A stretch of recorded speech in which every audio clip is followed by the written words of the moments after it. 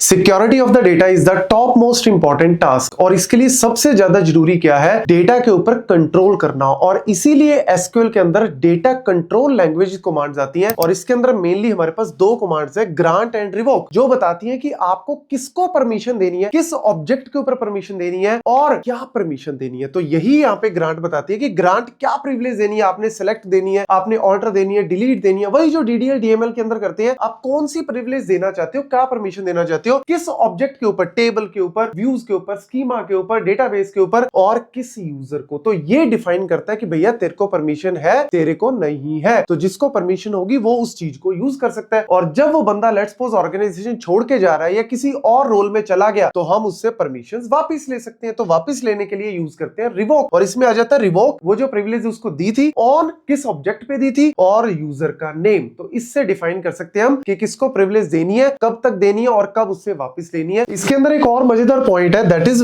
With grant option. हम इस तरीके से लिख सकते हैं, विद ग्रांट ऑप्शन। ठीक है, अब ये क्या कहता है, ये नेटफ्लिक्स के पासवर्ड की तरह, जैसे नेटफ्लिक्स का एक बंदा अकाउंट लेता है और वो अपना पासवर्ड आगे 10 लोगों को और शेयर कर देता है, वैसे ही हम लोग यहाँ पे किसी यूजर को कोई परमिशन मिली है तो विद ग्रांट ऑप्शन से उसको एक और एक्स्ट्रा प्रिविलेज क्या मिल गई कि वो आगे भी सेम प्रिविलेज किसी और बंदे को भी दे सकता है। तो ये भी एक इंपॉर्टेंट पॉइंट है जो स्पेशली इंटरव्यूज वगैरह में पूछ लेते हैं, ये भी आप अच्छे से नोट कर लो।